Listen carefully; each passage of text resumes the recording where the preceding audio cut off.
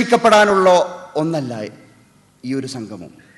മറിച്ച് രാജ്യത്തെ അടിസ്ഥാനപരമായ ഒരു ജനവിഭാഗത്തിൻ്റെ ഒരു മാറ്റത്തിനുള്ള കാഹളം മുഴങ്ങിയ സ്ഥിതിക്ക് അതിനെ ഏറ്റെടുത്തുകൊണ്ട്, അതിന് കരുത്ത് പകർന്നുകൊണ്ട്, അതിന് ശക്തി പകർന്നുകൊണ്ട് തങ്ങളുടെ വേദനകളും തങ്ങളുടെ പ്രയാസങ്ങളും തങ്ങളുടെ പ്രാരാബ്ധങ്ങളും മാറ്റിവെച്ചുകൊണ്ട് വളരെ വളരെ കൃത്യമായ ഒരു ലക്ഷ്യത്തോടു കൂടി ആ മുന്നേറ്റത്തെ ശക്തിപ്പെടുത്താനുള്ള ഒരു കൂടിച്ചേരലും ഒത്തുചേരലുമാണ് ഈ പ്രവാസി സംഗമം എന്നുള്ളത് പ്രത്യേകമായി സവിശേഷത അറിയിക്കുന്ന ഒന്നാണ്.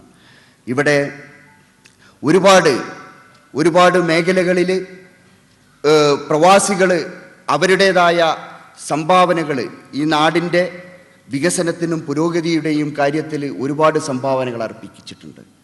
പക്ഷേ ആ സംഭാവനകളൊക്കെ തന്നെ അവരുടെ വ്യക്തിപരമായ പുരോഗതിയെ പലപ്പോഴും തടസ്സപ്പെടുത്തിക്കൊണ്ട് തന്നെ ആയിരുന്നു അവർ ആ സംഭാവനകൾ അർപ്പിച്ചിട്ടുണ്ടെങ്കിൽ അതിനർഹമായ ഒരു പരിഗണന പലപ്പോഴും ഒരു ഭാഗത്തു നിന്നും ലഭിച്ചിട്ടുണ്ടായിരുന്നില്ല.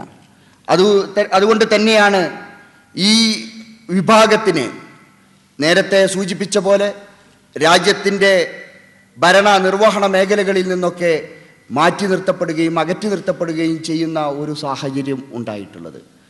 ഈ വിഭാഗത്തിൻ്റെ എന്നോട് ഇക്കാലം വരെ സ്വീകരിച്ച അവഗണന, ആ അവഗണന തുടരുക തന്നെ ചെയ്യും എന്നുള്ളത് തന്നെയാണ് വോട്ടവകാശം നൽകാതെ മാറ്റി നിർത്തുന്നതിൻ്റെ പ്രധാനമായ കാരണം.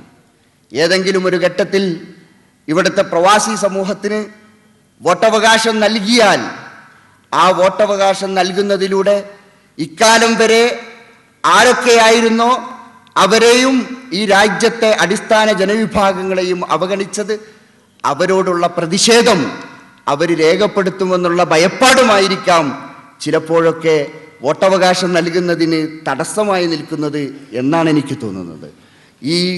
ഇവിടെ അത്തരം ആ ഒരു ആവശ്യത്തിന്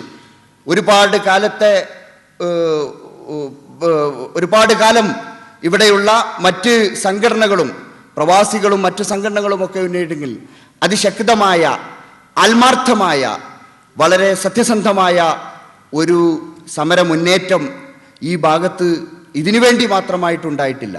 അതുപോലെ തന്നെ അവരുടെ തിരിച്ചെത്തുന്ന പ്രവാസികളുടെ പുനരധിവാസത്തിൻ്റെ കാര്യത്തിൽ